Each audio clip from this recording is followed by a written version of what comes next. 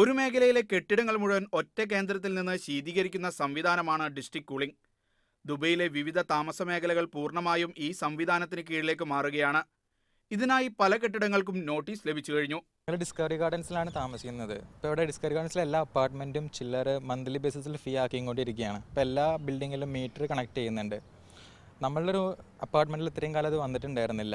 ഇപ്പോൾ അത് അപ്ലൈ ചെയ്തുകൊണ്ടിരിക്കുകയാണ്. അപ്പോൾ അതിൻ്റെ ബേസിസിൽ നമ്മളുടെ ചില്ലർ അവരെ ഡിസ്കണക്ട് ചെയ്തു. ഇപ്പോൾ 2-3 ദിവസമായിട്ട് അതിൽ നമുക്ക് കൂളിംഗ് ഇല്ല, AC വർക്കിംഗ് അല്ല.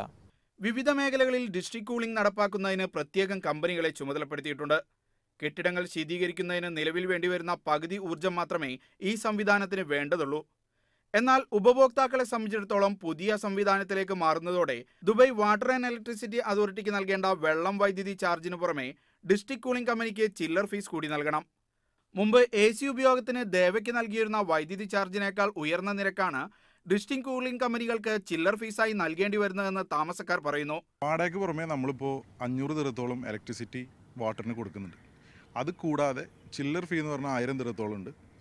5% നമ്മൾ മുനിസിപ്പാലിറ്റി കൊടുക്കുന്നുണ്ട്. അത് കൂടാതെ ഇവിടുത്തെ റിയൽ എസ്റ്റേറ്റ് ഏജന്റിന് സർവീസ് ചാർജ് പറഞ്ഞൊരു 5% കൊടുക്കുന്നുണ്ട്. നിലവിൽ മാസശമ്പളത്തിന്റെ പകുതിയിലേറെ കെട്ടിട വാടക നൽകി താമസിക്കേണ്ടി വരുന്ന ദുബൈയിലെ പ്രവാസികൾക്ക് പൊള്ളുന്ന ശീതീകരണ ഫീസ് കൂടി താങ്ങേണ്ടി വരും. AC ഇട്ടില്ലെങ്കിൽ വെന്തുരുകും, AC ഇട്ടാൽ നെഞ്ചുരുകുമെന്ന അവസ്ഥയിലാണ് ദുബൈയിലെ പ്രവാസികൾ. Shino Shamsuddin, media 1, Dubai.